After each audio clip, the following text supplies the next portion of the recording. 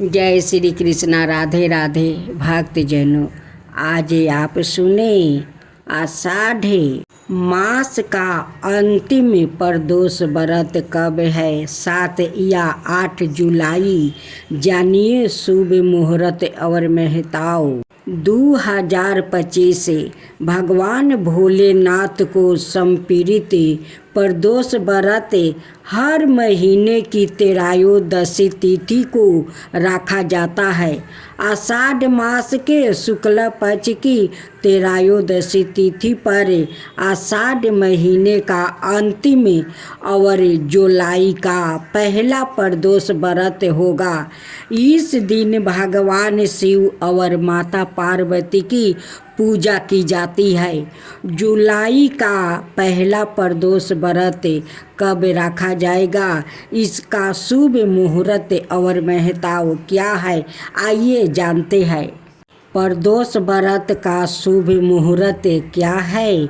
जुलाई में आषाढ़ मास के शुक्ल पक्ष की त्रयोदशी तिथि 7 जुलाई को रात 11 बज से 11 मिनट तक, 8 जुलाई को रात के 12:39 बजे तक रहेगी। प्रदोष काल में त्रयोदशी तिथि 8 जुलाई को होगी, इसलिए 8 जुलाई दिन मंगलवार को प्रदोष रखा जाएगा। मंगलवार होने की वजह से इसे भौम प्रदोष व्रत कहा जाएगा। इस दिन जेठ उपरांत मूल नक्षत्र का संयोग रखा गया। इसके साथ ही शुक्ल योग का निर्माण होगा। चंद्रमा वृक्ष के उपरांत धनु राशि में गोचर करेगा, जबकि शुक्र ग्रह का रोहिणी नक्षत्र में प्रवेश होगा। प्रदोष व्रत का महत्व। प्रदोष व्रत रखने से भगवान शिव प्रसन्न होते हैं। इससे वैवाहिक जीवन में सुख शांति रहती है, संतान सुख मिलता है। इसके साथ ही दुख परेशानियां से छुटकारा मिलता है। भगवान शिव और माता पार्वती के आशीर्वाद से प्रदोष व्रत रखने वाले के घर आंगन में हमेशा खुशियां बनी रहती है। प्रदोष व्रत के मौके पर अभिषेक करना अधिक पुण्यदायी माना जाता है। प्रदोष व्रत की पूजा विधि। प्रदोष व्रत वाले दिन सुबह जल्दी उठकर स्नान आदि के बाद साफ कपड़े पहने। इसके बाद भगवान शिव का ध्यान करें और व्रत का संकल्प ले। इसके बाद घर के मंदिर में शिव पार्वती का विधि विधान के साथ पूजन करें। इन्हें स्नान कराएं, गंगा जल से अभिषेक करें, रोली चंदन लगाए, धूप दीप नैवेद्य समर्पित करें, फूल और भोग अर्पित करें। इसके बाद भगवान शिव के मंत्रों का जाप करें। फिर प्रदोष व्रत की कथा का पाठ करें। इसके बाद शिव पार्वती की आरती करें। पूजन के दौरान जाने अनजाने में हुई गलतियों के लिए क्षमा मांगे। इसके बाद पूजा का प्रसाद घर पर बांटे। मंगलवार के दिन आने वाले प्रदोष व्रत को मंगल प्रदोष या भौम प्रदोष कहते हैं। इसकी कथा इस प्रकार है। एक नगर में एक सुमन रहती थी। उसका एक ही पुत्र था। सुमन की हनुमान जी पर गहरी आस्था थी। वो प्रत्येक मंगलवार को नियम पूर्वक व्रत रख कर हनुमान जी की आराधना करती थी। एक बार हनुमान जी ने उसकी श्रद्धा की परीक्षा लेने की सोची। हनुमान जी साधु का भेष धारण करे सुमन के घर गया और पुकारने लगा, हाय कोई हनुमान भक्त जो हमारी इच्छा पूरा करे। पुकार सुनकर सुमन बाहर आई और बोली, आज्ञा महाराज जी। हनुमान भेषधारी साधु बोले, मैं भूखा हूँ, भोजन करूँगा, तू थोड़ी जमीन लीप दे। सुमन दुविधा में पड़ गई।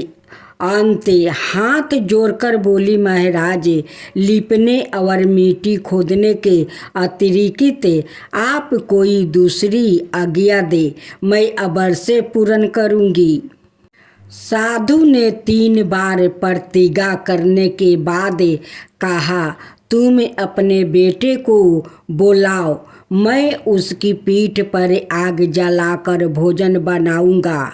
यह सुनकर सुमन घबरा गई, परंतु वो प्रतिज्ञाबद्ध थी। उसने अपने पुत्रा को बुलाकर साधु के हवाले सौंप दिया। भेषधारी साधु हनुमान जी ने सुमन के हाथों से ही उसको पुत्रा को पेट के बल लेटवाया और उसकी पीठ पर आग जलवाई।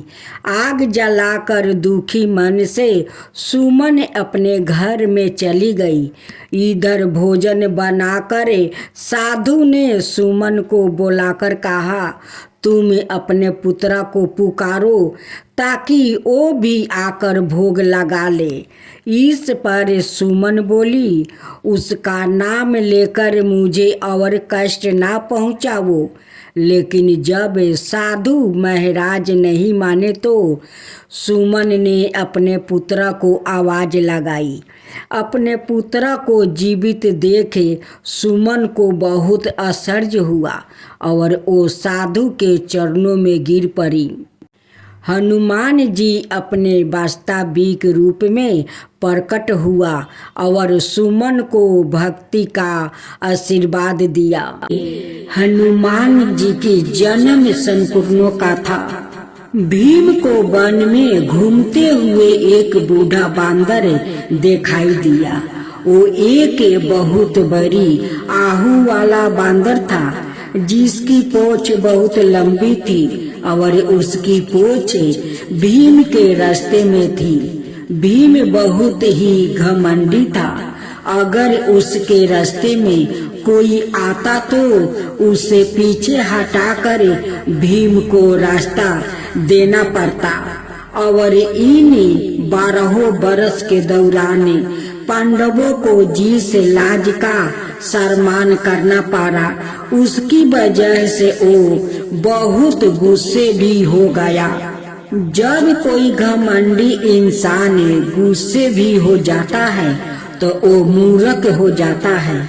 जी हाँ, वो दूसरों के साथ साथ अपने लिए भी संकट बनाता है। तो वो आगे आया और उसने बानर को रास्ते में पूंछ फैलाया पारा देखा और उसने अपमानित महसूस किया। उसने सोचा, यह बांदर अपनी पूंछ मेरे रास्ते में क्यों राख कर बैठा है।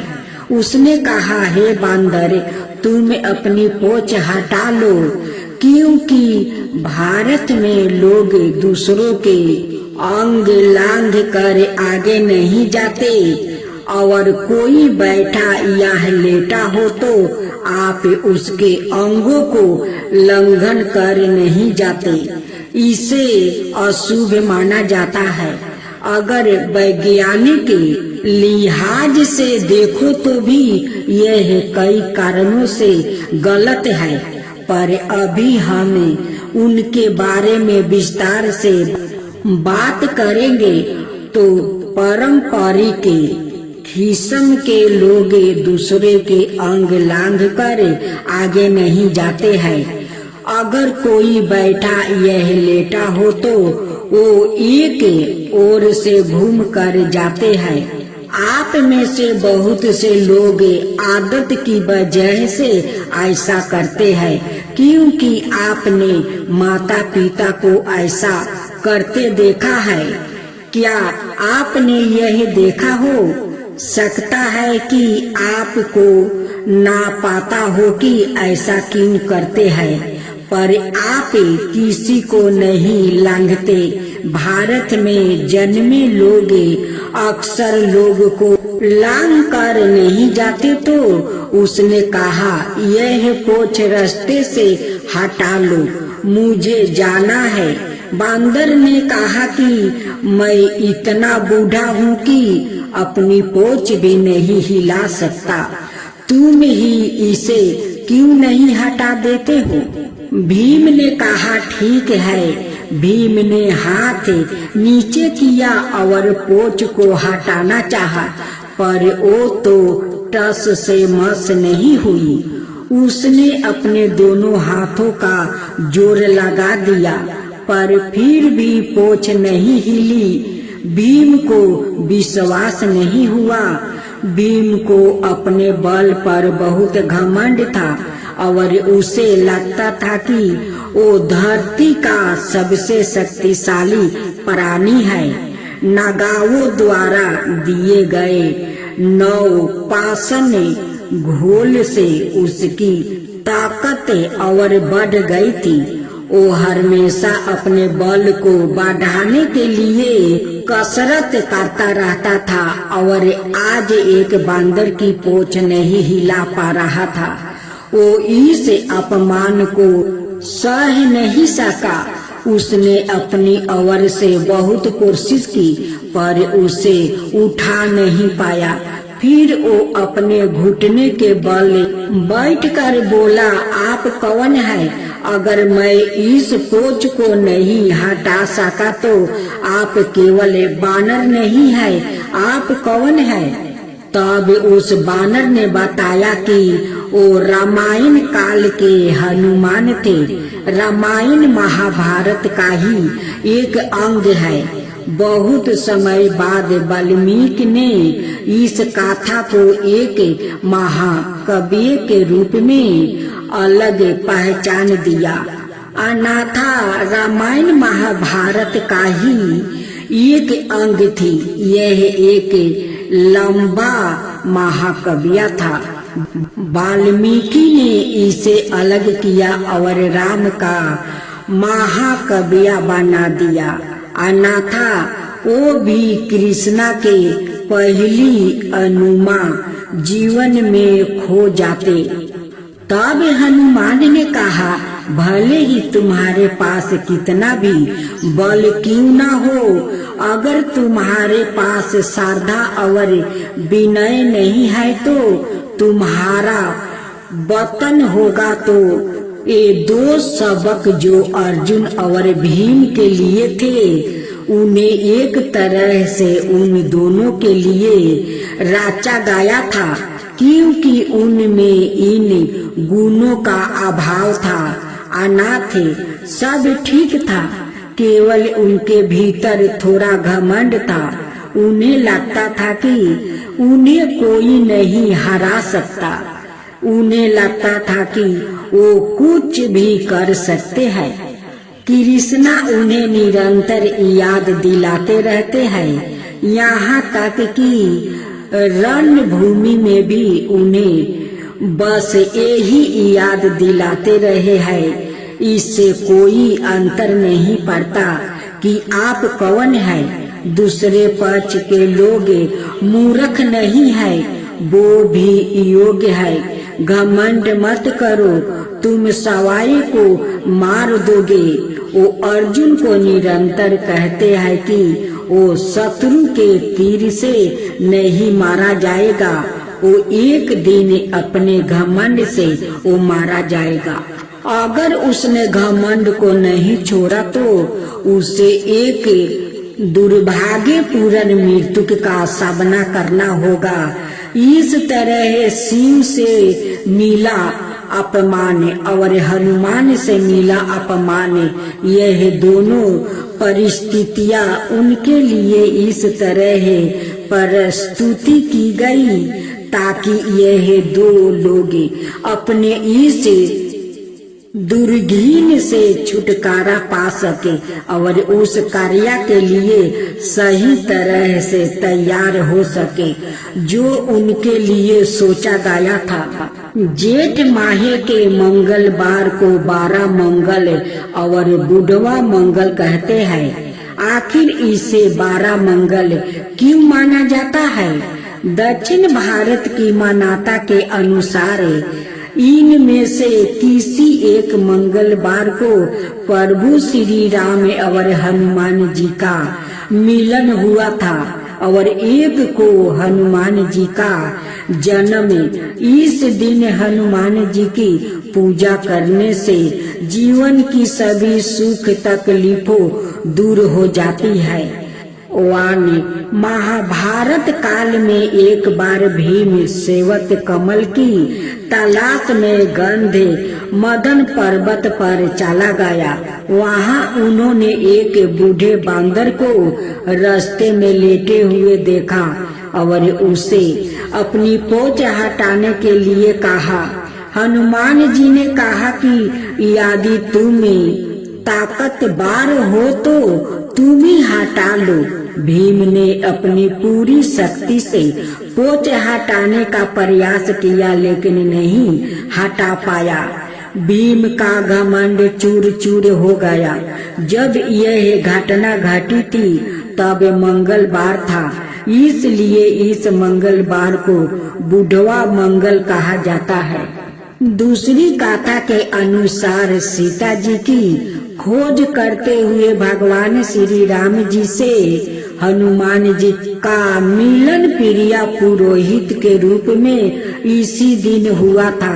इसलिए जेठ मास के मंगलवार को बुधवा मंगल या 12 मंगल के नाम से जाना जाता है। तीसरा एक अन्याय कथा के अनुसार एक बार रावण ने हनुमान जी की पोंछ में आग लगवा दी थी। तब हनुमान जी के अपना विकराल रूप धारण किया और रावण की लंका जलाने के लिए अपनी पोंछ में बरिवानल अग्नि पैदा की थी, जिससे इस भाद्रपद माह के आखिरी मंगलवार को बुधवा मंगल नाम मिला। जेठ मास के इस मंगलवार को हनुमान जी को अमरता का वरदान मिला था। इसी कारण जेठ के मंगल को 12 मंगल और बुधवा मंगल कहते हैं। उत्तर प्रदेश में जेठ मास में आने वाले हर मंगलवार को बहुत ही शुभ माना जाता है। उनमें भी पहले आने वाले मंगलवार को विशेष मानकर पूजा अर्चना की जाती है। वैसे तो पूरे जेठ मास में हनुमान मंदिर सजे रहते हैं और हर मंगलवार को जगह जगह पर भंडारों लगते हैं, पर 12 मंगलवार की बात खास है।